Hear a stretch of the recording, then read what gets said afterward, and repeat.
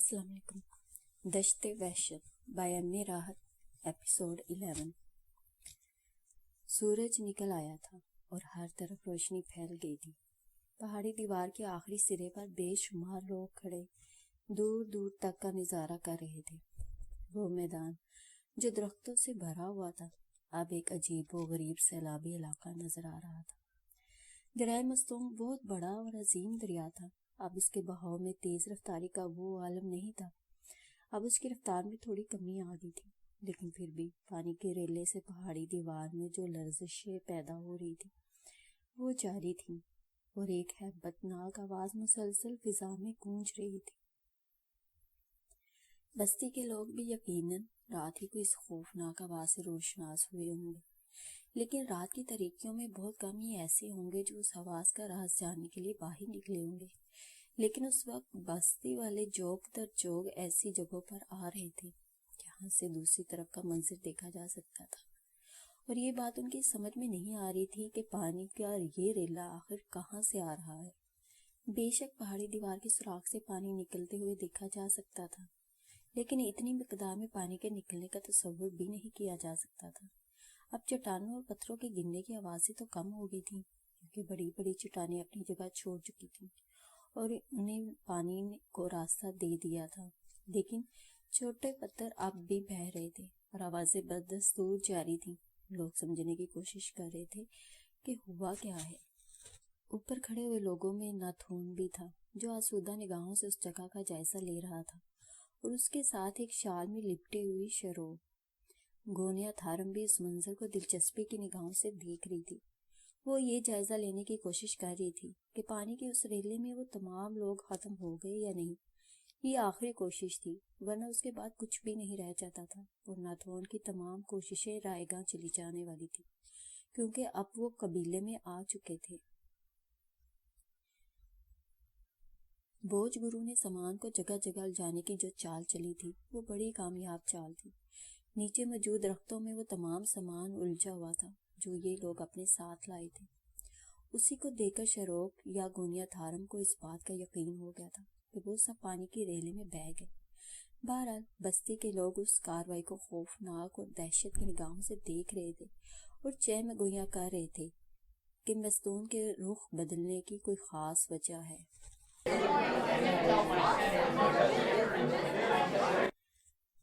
नाथोन वगैरह मुतमईन होकर वापस अपनी आराम गाहों में आ गए और उसके बाद नाथोन ने अपने हम अकीदा लामाओं को तलब कर लिया ताकि कार्रवाई को आगे बढ़ाया जा सके। जब ये लामा एक बड़े गार में पहुंच गए तो नाथोन ने शरोक को भी तलब कर लिया। उसने तन्हाई में उससे कहा, गोनिया थारम, तुम अब अपना वो मकाम पाने के लिए तैयार हो जाओ जिसके लिए हमने ये तमाम जदोजहद की है। तुमने कबीला देख लिया, अब उस अजीमुशान कबीले की मतलकुल अनान मलका तुम होगी। तुम्हें अपना माजी भूलना पड़ेगा और उसके बाद तुम सथारवा की बीवी बनोगी और आने वाली कबीले की मलका को जो देवी का दर्जा रखती है जन्म दोगी। शाहरुख या गोनिया थारम के चेहरे पर एक लम्हे के लिए तशवीश के आसार नजर आए और वो किसी सोच में डूब गई थी। नाथोन ने कहा, हाँ गोनिया थारम, मैं तुमसे उस वक्त का वादा करता हूँ जब तुम कबीले के लिए सथारवा के इश्तराक से एक बेटी को जन्म दोगे तो उसके बाद तुम्हें आज़ादी दी जा सकती है कि अगर तुम चाहो तो अपनी दुनिया में वापस चली जाओ। लेकिन उसके लिए वक्त का तयन कैसे हो सकेगा मुकद्दस गुरु? तुम्हें इंतजार करना होगा। हम यहाँ वो सब कुछ करने के लिए आज़ाद होंगे जो हमारा दिल चाहे। हम मुनासिब वक्त पर कोई भी ऐसी चाल सकते हैं जो तुम्हारे हक में बेहतर हो। आप जानते हैं मुकद्दस गुरु कि मैं असल मकसद क्या रखती हूँ। नाथोन के चेहरे पर नजर आने वाले तासरात जरा मुख्तलिफ थे। उसने कहा, शरोक, तुम्हारी दुनिया बुराइयों की दुनिया है। वहाँ हर शख्स अपने मुफाद के लिए जीता है। उससे फितरत में ये कैफियत सिर्फ तुम्हारी दुनिया में ही नहीं है, हर जगह है। तुम कदीम गोनिया थारम की हम शक्ल हो, ये मैं तुम्हें बता चुका हूँ और दिखा चुका हूँ। बहरहाल मैं अपने कबीले में ये रस्म जिस तरह की सदियों से जारी है सदियों तक जारी रखना चाहता हूँ और तुम्हें हमारे साथ ताउन करना होगा। मुझे इससे इनकार नहीं है मुकद्दस गुरु, बस मेरे आदमियों में से कोई जिंदा नहीं बचा। अगर वो लोग बच जाते और मेरे साथ होते تو مجھے چاہے یہاں کتنا ہی وقت گزارنا پڑتا میں آرام سے گزار لیتی۔ اب یہاں سب ہی تمہارے ہیں۔ ناتھون کے لہجے میں ایک بے رحمی سی تھی۔ شروق خاموش ہو گئی۔ اسے ایک عمدہ رہائش گاہ رہنے کے لیے دی گئی جہاں اسے زندگی کی ہر آسائش حاصل تھی، لیکن اب اس کے دل میں خوف کا ایک احساس جاگ گیا تھا۔ ادھر لاماؤں کے ساتھ جو بات ہوئی تھی اس میں ناتھون نے وہ طریقہ کار اختیار کرنے کا فیصلہ کر لیا۔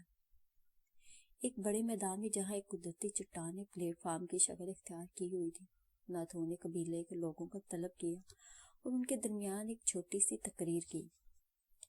آپ لوگ جانتے ہیں کہ صدیوں سے ہمارے قبیلے میں ایک ملکہ حکمرانی کرتی ہے اور وہی ہمارے لیے برکتیں لاتی ہے۔ دریائے مستونگ نے رخ بدلا، یہ اس وقت کی نشاندہی ہے جب ملکہ منظر عام پر آئے۔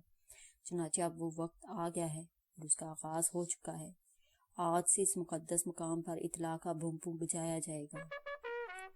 فوراً پلیٹ فارم پر لوگوں کا ایک گروہ جمع ہو گیا جن کے پاس بڑے بڑے نقارے تھے اور خاص قسم کے سنکھ تھے جنہیں بھونپوں کا نام دیا گیا تھا۔ یہ نقارے بجائے جانے لگے۔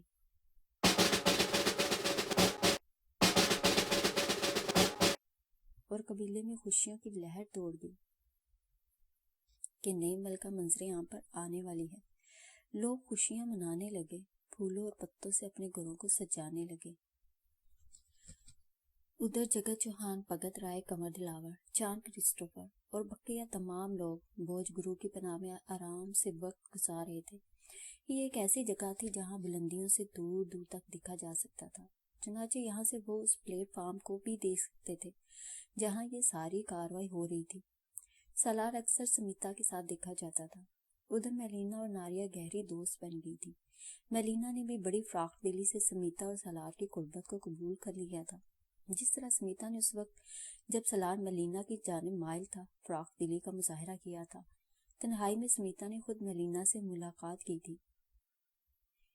یہ ایک بہت بڑی سچائی ہے میلینا کہ میرے دل میں سالار کے لیے بڑی جگہ تھی، لیکن چونکہ تقدیر نے تمہارے حق میں فیصلہ دیا تھا اس لیے میں نے بخوشی اس فیصلے کو قبول کر لیا تھا۔ آج اگر تم مجھے کوئی مشورہ دے سکتی ہو تو میں تمہارے مشورے پر عمل کرنے کے لیے تیار ہوں۔ میلینا ہنس پڑی، پھر اس نے کہا، زندگی میں جوانی کا یہ دور سب سے زیادہ مشکل دور ہوتا ہے سمیتا، کیونکہ ہمارا شکاری دل ہوتا ہے اور ہم شکار کرتے ہیں۔ تھوڑا سا وقت گزر جاتا ہے تو کسی محبوب کی طلب ہلکی پڑ جاتی ہے۔ وقت نے اگر فیصلہ بدل لیا ہے اور وہ فیصلہ تمہارے حق میں ہے تو میں ایک اچھی دوست کی حیثیت سے تمہارے لیے وقت کے اس فیصلے کو قبول کرتی ہوں۔ تم بہت بڑی شخصیت ہو میلینا، سمیتا نے کہا۔ بہرحال وقت گزرتا رہا۔ ادھر بلند و بالا چٹانی پلیٹ فارم پر اطلاع کا بھونپوں مسلسل بج رہا تھا۔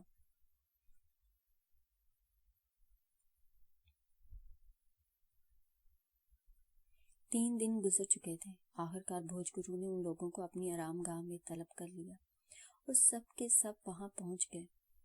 بھوج گرو نے کہا، دوستو، تم لوگ میرے دستوں بازو ہو۔ ہر جگہ کی کچھ روایات ہوتی ہیں۔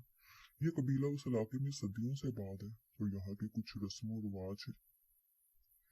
آج میں تمہیں ان رسم و رواج کے بارے میں کچھ تفصیل بتانا چاہتا ہوں۔ دوستو، موہن جوئی انسانی فطرت کا ایک ایسا جوش رہی ہے جس میں انسان ابتدائی آفرینش سے مبتلا ہے۔ موہن جوئی کے مختلف مدارج ہوتے ہیں۔ میں نہیں جانتا کہ تم لوگ اتنا دشوار سفر کر کے یہاں تک کیوں پہنچے ہو۔ شاید تمہیں دریا مستونگ کے ہیرو کی خبر ملی ہے۔ وہ ہیرے ہمارا مقدس خزانہ ہے۔ ہم انہیں استعمال نہیں کرتے کیونکہ ہمارا عقیدہ ہے کہ جب تک وہ ہیرے اپنی جگہ موجود ہیں ہمارے قبیلے کی قسمت جگمگاتی رہے گی۔ وہ ہیرے ہم یہاں سے کسی کو لے جانے نہیں دے سکتے کیونکہ وہ ہمارے مقدس رہنما کی امانت ہے۔ یعنی اب وہ ہیرے سالار یا تھتم واسطو کی ملکیت ہے۔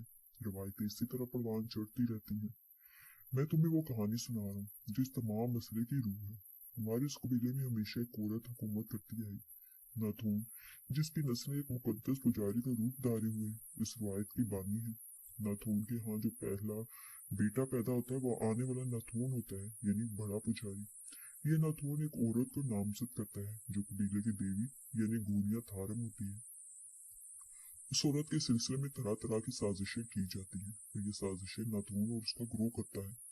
عموماً یہ ہوتا ہے کہ ایک شکل کی عورت منتخب کی جاتی ہے اور اس کی جو گوریا تھارم ہوتی ہے कुछ अर्सा पहले जो औरत गोनिया थारम थी उसके यहाँ कबीले की बदकिस्मती से बेटा पैदा हो गया।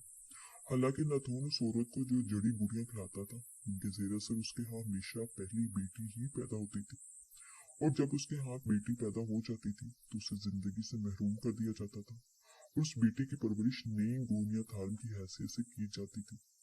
वो औरत जिसके यहाँ बेटा पैदा हुआ जिंदगी से महरूम तो कर दी गई, लेकिन बात ये तय पाई कि उस बेटे को भी खत्म कर दिया जाए और कोई नई औरत तलाश की जाए जो गोनिया थारम की हमशक्ल हो। लेकिन हम भी, यानी मैं इस कबीले के फर्द थे। मेरा बाप भी उस कबीले का बोझ गुरु था, उसके बाद मैं एक बोझ गुरु बना। हमारा काम ये था कि कबीले में आने वाली वबाओं और बीमारियों का तदारक करें। मैंने महसूस किया कि सबसे बड़ी बीमारी ये है कि नाथून ने जो रस्म शुरू कर रखी, यानी एक औरत की हुक्मरानी, उसका खात्मा किया जाए। गोनिया थारम के यहाँ पैदा होने वाले बेटे के कत्ल के मंसूबे बनाए जाने लगे, लेकिन मैंने उस बेटे को वहां से फरार करा दिया। उसे लेकर तुम्हारी दुनिया में जाने वाला शख्स मेरा बहुत ही काबिल एतमाद साथी शवारम था। शवारम थत्थम वास्तव को लेकर तुम्हारी दुनिया में पहुंचा। उस वक्त वो छोटा सा मासूम बच्चा था। शवारम ने उसे खान मुराद के आगोश में दे दिया और खान मुराद ने उसे हमारी तवक्का के मुताबिक परवान चढ़ाया। मैं अपने अम्मा से उस कबीले की तस्वीरें दिखाता रहा, तो जब वो जवान हो गया तो मैंने अलाशी को उसके पास भेज दिया जो मेरी पैरोकार है। अलाशी उस पर आने वाली बलाओं का तदारक करती रही और हम सलाल या थत्थम वास्तव से रूहानी राब्ते में रहे। नाथून अपनी सारी जादुई कुव्वतों से काम लेकर थत्थम वास्तव को भी तलाश कर रहा था, और उसकी निगाहें मुहज़्ज़ब दुनिया में किसी ऐसी हस्ती को भी तलाश कर रही थी जो गोनिया थारम की हमशक्ल हो। तब उसे एक खतरनाक औरत शेरोक नजर आई जो गोनिया थारम की हमशक्ल थी। ये औरत एक तरफ जराइम पेशा थी तो दूसरी तरफ उसे पुरस्रार अलूम के हसूल का भी शौक था। तब नाथून ने अपनी गजब की शातिर खोपड़ी से काम लेकर एक मंसूबा बनाया। उसने एक दस्तावेज तैयार किया जिसमें हिमालय की गोद में आबाद उस कबीले का तस्करा किया जाए जो दरिया मस्तों के किनारे आबाद था। उस दस्तावेज में मस्तों के हीरो का भी तस्करा था जिनके बारे में तुम्हें बता चुका हूँ कि वो हमारे कबीले के लिए मुकद्दस अमानत है और उन्हें बाहर नहीं ले जाया जा सकता। नाथून ने गोनिया थारम के दिल में उन हीरो का लालच पैदा किया और दस्तावेज में उनकी तस्वीरें भी महफूज की। ये दस्तावेज बड़े अजीम मंसूबे के तहत गोनिया तक पहुंचाई गई और उसके लिए 2 इंसानों का खून किया गया, जिसकी वजह से शेरों को ये इत्मीनान हो गया कि हीरो का वाकई वजूद है। वो उनके हसूल के लिए दीवानी हो गई। अपने नामुकम्मल इलम से वो कबीले और उसके आस पास के बारे में तफसीलात मालूम करती रही। अब ये मौका था कि नाथून खुद उसके सामने आए। चुनाचे स्पेन में एक बहुत ही पुरस्कार जगह नाथून ने उससे मुलाकात की और गोनिया थारम या शेरों के दिल में पैदा होने वाली ख्वाहिशों की तफसील उसे बताई। तो गोनिया थारम या शेरों नाथून की मरीद बन गई। उसने नाथून को अपना महागुरु बना लिया। नाथून को इस बात का अंदाजा हो गया था कि जो मुश्किल पेश आ गई थी उसका तदारक किया जा सकता है। चुनाचे वो पूरी तरह गोनिया थारम पर मसरूफ हो गया। उधर अपने इलम के जरिए उसे इस बात का भी पता चल चुका था कि थत्थम वास्तव महज़ब दुनिया में मौजूद है और परवरिश पा रहा है। और एक दिन थत्थम वास्तव अपने कबीले की जानिब वापस जाएगा। उसे इस बात का भी इल्म था कि बोझगुरु यानी मैं बहुत अरसे से इस कोशिश में हूँ कि नाथून का तिलिस्म टूटे। नाथून के बारे में ये बात मैं बता चुका हूँ कि नस्ल दर नस्ल ये लोग कबीले के मुकद्दस पुजारी बनते चले आ रहे हैं। जिस तरह गोनिया थारम दुनिया में आती है इसी तरह नाथून का भी ज़हूर होता है और वो भी गोनिया थारम की तरह पुजारी की हैसियत से परवान चढ़ता है। ये सिलसिला सदियों से चला आ रहा है, मगर ये सब कुछ गलत था और उतने ही अरसे से ये कोशिश भी हो रही थी कि नाथून के तिलिस्म को तोड़ दिया जाए। और इस बार ये मौका फराहम हुआ था कि गोनिया थारम के यहाँ औलाद नरीना पैदा हुई थी। वक्त की चक्की चलती रही और बात यहाँ तक पहुँच गई। गोनिया थारम को नाथून के जरिए हर तरह की मालूमात हासिल हो रही थी, यहाँ तक कि उसे ये पता चल गया कि थत्थम वास्तव कहाँ है और कहाँ परवान चढ़ रहा है। उसे जॉन क्रिस्टोफर के बारे में भी पता चल चुका था और बड़ी आला पैमाने पर काम करते हुए उसने जॉन क्रिस्टोफर तक रसाई हासिल कर ली। उसमें उसके सीखे हुए कुछ पुरस्कार अलूम भी शामिल थे और उसके अलावा नाथून ने भी उसकी हर जगह मदद की थी। नाथून के अपने हर कार्य गोनिया थारम के इर्द गिर्द फैले हुए थे, उसे हर तरह का तहफ़्फ़ुज़ दे रहे थे। उधर गोनिया थारम ने अपना एक छोटा सा गिरोह तैयार कर लिया था जिसको ये हिदायत कर दी गई कि वो उसका ताक़ुब करे और जब भी मौका मिले उसकी मदद के लिए सामने आए। यहाँ तक कि गोनिया थारम उस जगह पहुंच गई जहाँ से उसे उस सफर का आगाज करना था। नाथून उसे मुकम्मल तहफ़्फ़ुज़ दे रहा था। और दोस्तों, उसके बाद के हालात हमारे इल्म में है। मैं तुम्हें ये बताना चाहता हूँ कि नाथून एक ऐसी औरत को यहाँ तक ले आया है जिसका ताल्लुक इस कबीले से बिल्कुल नहीं है। बस उसके कद्दो-हाल, उसकी शक्ल सूरत असल गोनिया थारम से जरूर मिलती जुलती है। जहाँ तक मेरी इल्म में है कि थत्तम वासुब पर हमले होते रहे, लेकिन उसे महफूज रखा गया है। हलाशी हर लम्हे उसकी निगरानी करती है। इस बार भी ये आखिरी कोशिश की गई थी। तुम लोग ऊपर आ चुके थे, वरना उस खौफनाक पानी के रेले में शायद तुम लोग अपना तहफ़्फ़ुज़ ना कर सकते। बोझ गुरु खामोश हो गया। वो सब अंगश्त बदनदां थे। क्या ही अनोखी और पुरस्कार कहानी थी। हर जगह कोई ना कोई साजिश होती रही थी। एक सवाल जगत चौहान ने बोझ गुरु से किया। महागुरु, आपने जो हमें ये सारी तफसीलात बताई हैं, तो आपको इनका इल्म कैसे हुआ? फौरन ही अलाशी अपनी जगह से उठ खड़ी हुई और उसने कहा, बोझ गुरु रूहानी देवता हैं, ये काम उनके लिए मुश्किल नहीं। मैं हमेशा उनसे रहनुमाई हासिल करके थत्थम वास्तव का तहफ़्फ़ुज़ करती हूँ। बात चंद लफ्ज़ों में ख़त्म कर दी गई थी। गोया वो ये बताना चाहती थी कि थत्थम वास्तव के ऐसे किसी मसले के लिए मालूमात हो जाना कोई मुश्किल बात नहीं है। थोड़ी देर तक खामोशी तारी रही। फिर भगत राय ने पूछा, बोझ गुरु महाराज, अब यहाँ का हुक्मरान थत्थम वास्तव या सालार बनेगा? हाँ, और कबीले की रीत बदल जाएगी। लेकिन आप गोनिया थारम के सिलसिले में क्या करेंगे? सारी तैयारियां हो रही हैं। इस साजिश को हमें नाकाम बनाना होगा और इसका मंसूबा बहुत जल्द तुम्हें पेश कर दिया जाएगा। वैसे 1 या 2 दिन के बाद हम थत्तम वास्तु को तुमसे वापस ले लेंगे और उसकी तरबियत यहाँ होगी। समीता ने दुख भरी निगाहों से सलार को देखा, लेकिन सलार के होंठों पर एक मध्यम से मुस्कुराहट देखकर उसका दिल बुझ गया। इसका मतलब है कि सलार अपने कबीले में आने के बाद सब कुछ भूल रहा है। वो यहाँ का सरदार होगा और उसके बाद उसके लिए यहाँ क्या नहीं होगा। समीता एक ठंडी सांस लेकर खामोश हो गई थी।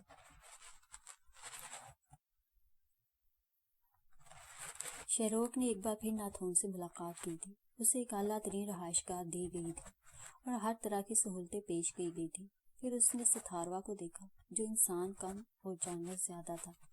एक अजीबो गरीब वहशी फितरत का मालिक। नाथून ने उसे बताया था कि सथारवा के साथ उसकी शादी कर दी जाएगी, जो यहाँ के रस्म और रिवाज के मुताबिक होगी, और फिर लाजमी तौर पर उसके यहाँ बेटी पैदा होगी। जब बेटी पैदा हो जाएगी तो उसे आने वाली गोनिया थारम के तौर पर नामजद कर दिया जाएगा, और जब तक वो जवान नहीं होगी गोनिया थारम को उसका निगरान रहना पड़ेगा। थारवा को देखकर ही गोनिया थारम का दम निकल गया था। उसे उस जानवर के साथ वक्त गुजारना होगा। सारे मंसूबे खाक में मिल गए थे। सबसे बड़ा नुकसान उन लोगों की वजह से हुआ था जो पहाड़ी पर मारे गए थे, और कुछ ना होता तो कम से कम उसका अपना एक ग्रुप ही होता जिसके साथ मशवरा करके कोई कार्रवाई की जा सकती थी, क्योंकि वो सारे के सारे लोग आला पाए के जुराम पेशा और बेहतरीन कारकर्दगी के मालिक थे।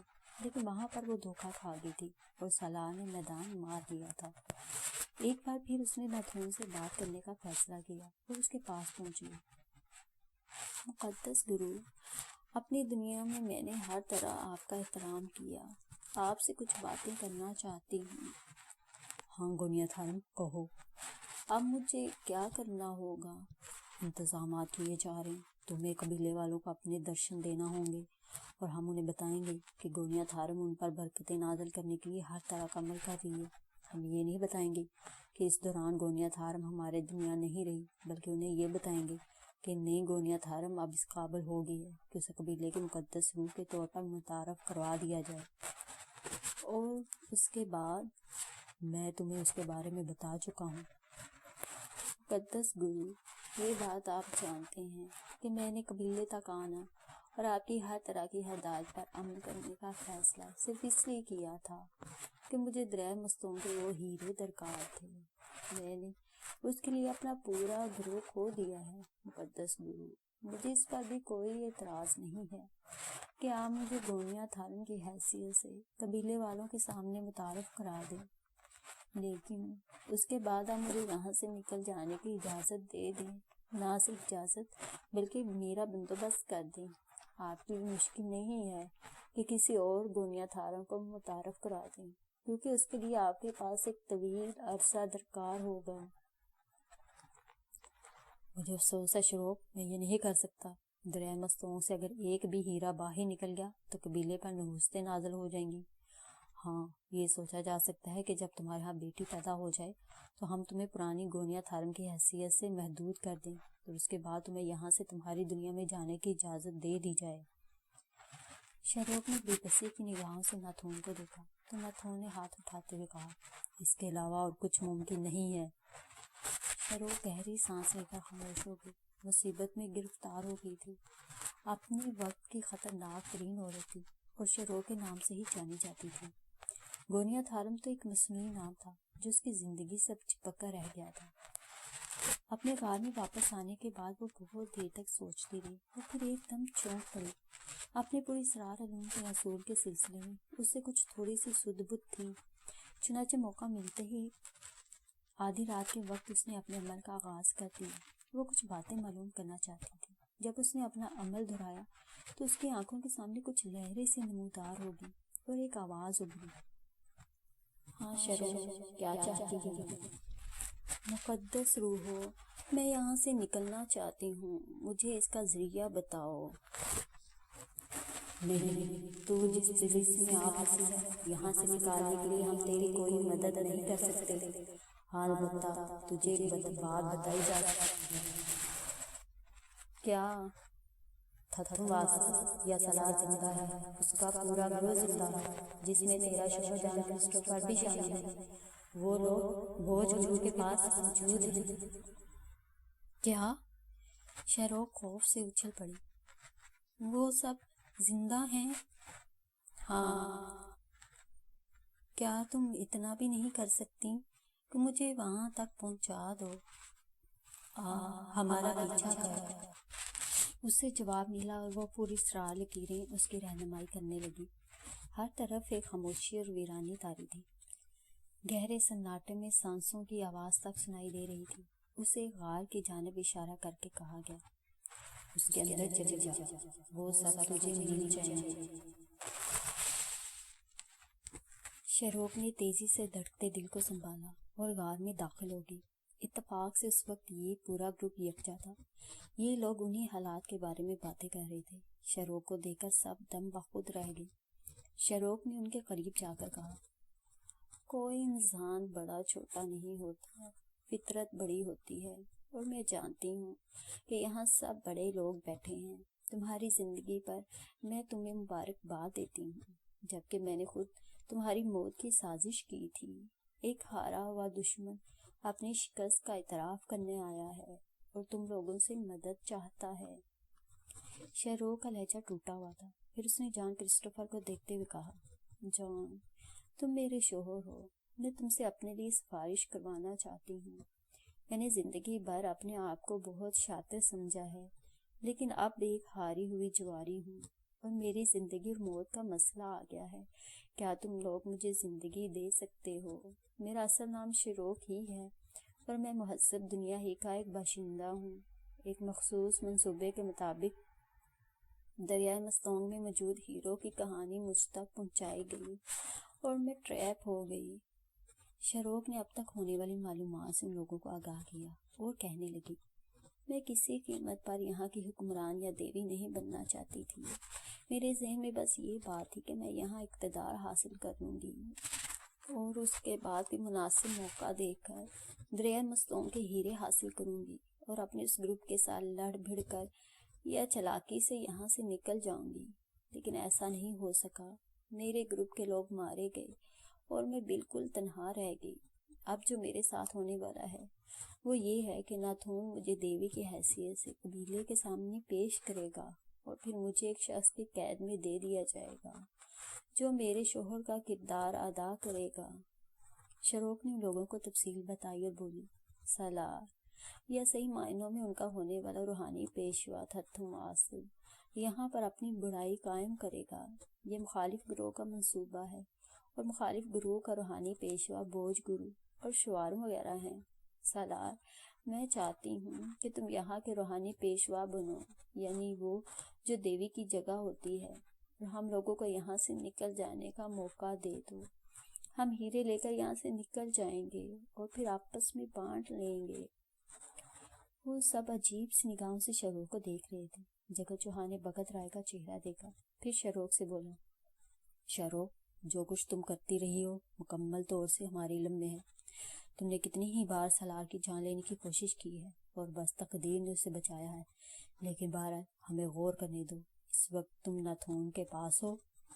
हाँ, और वो बहुत जल्द मुझे देवी की हैसियत से कबीले के लोगों के सामने पेश करने वाला है। मैं चाहती हूँ कि इससे पहले आप लोग सलार को मंजर आम पर लिए आए और सलार देवता की हैसियत से कबीले के सामने आए। इस सिलसिले में भोज गुरु से मुकम्मल ताउन किया जाए। हम कोशिश करेंगे कि हमें हीरे दस्तयाब हो सकें, लेकिन अगर हीरे ना भी मिले तो भी आप लोगों के इशारे पर अमल करूँगी और जैसा आप चाहेंगे मैं वैसा करूँगी। ठीक है, हमें गौर करने का मौका दो, भगत राय ने कहा। मैं जा रही हूँ, लेकिन इस उम्मीद के साथ कि आप लोग अब मेरी बेबसी पर तरस खाएंगे। जॉन क्रिस्टोफर, मैंने तुम्हें कभी कोई नुकसान नहीं पहुंचाया। बेशक मैं एक मंसूबे के तहत ही तुमसे मिली थी, लेकिन मेरा मंसूबा फेल हो चुका है। अब अगर तुम चाहो तो मुझे अपने पास रखना, वरना मुझे मेरी दुनिया में वापस भेज देना। मैं तुमसे इन दिनों का सिला मांगती हूँ जो मैंने तुम्हारे साथ गुजारे। चलते हैं। शरोक बेबसी से गुद्दन झुकाए वहां से बाहर निकल गई। तमाम लोगों के चेहरे गौर फिक्र की तस्वीर बन गई थी। खासी देर गुजर गई तो भगत राय ने जॉन क्रिस्टोफर से पूछा, हाँ जॉन क्रिस्टोफर, क्या कहते हैं तुम इस बारे में? नहीं, अब सूरत हाल बिल्कुल बदल गई है। इस औरत ने बहुत बड़ा फ्रॉड किया। वो सिर्फ हीरो के लिए यहाँ आई थी।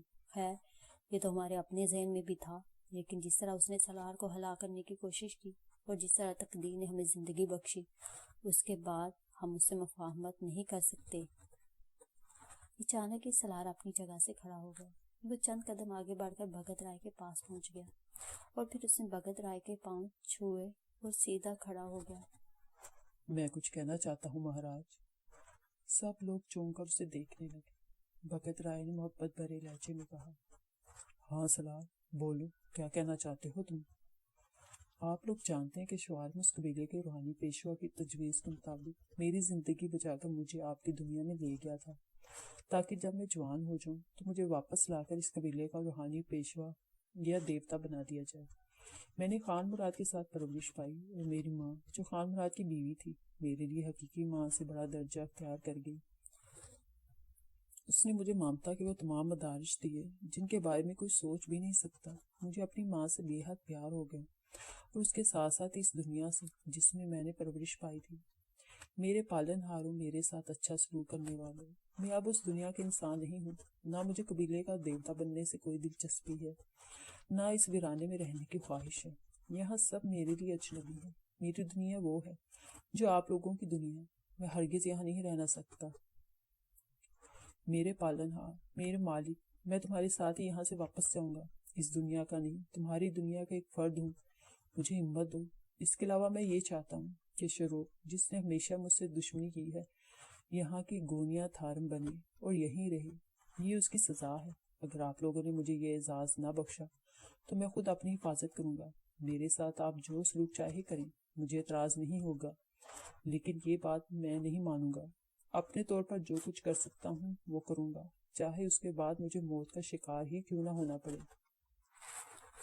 सबकी आंखें शिद्दत हैरत से फटी हुई थी। सब दम बखूद थे, लेकिन साथ ही साथ वो सलार के जज्बात का भी ख्याल कर रहे थे। और फिर भगत राय अपनी जगह से उठा और रोता हुआ सलार से लिपट गया। वो आहिस्ता आहिस्ता कह रहा था, मेरे बच्चे, कौन चाहता है कि तू हमसे जुदा हो जाए? मैं सिर्फ इसलिए खामोश था कि कहीं तेरे दिल में भी कबीले का देवता बनने की ख्वाहिश ना हो।